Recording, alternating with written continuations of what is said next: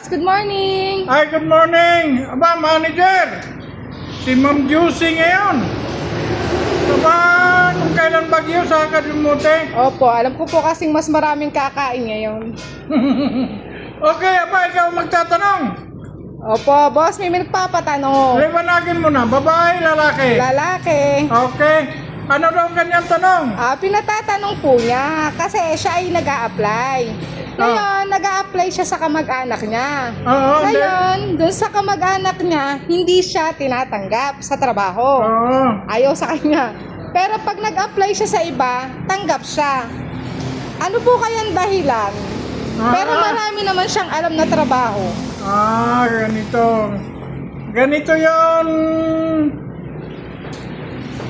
Pare koy, bakit ganun? Hindi naman kita kilala, pero sa palagay ko ang dahilan mismo nung kinalakihan mo. Siguro ikaw ay hindi marunong rumispeto. Unang-una sa magulang. Pangalawa sa mga matatanda na paikot sa'yo. Pangatlo sa mga kamag-anak. Kung kaya't pagkakakilala ka o mga kamag-anak mo, hindi ka tinatanggap. Ganito, baguhin mo ang iyong sarili. Dahil may kasabihan tayo, habang may buhay, may pag-asa. Unang-una, marunong kang gumalang sa iyong mga magulang, sa iyong ina't ama, lalo't higit sa iyong ina. Marunong kang gumalang. Pangalawa, sa mga nakakatanda, kamag-anak mo man yan o hindi, dapat irespeto mo, may galang.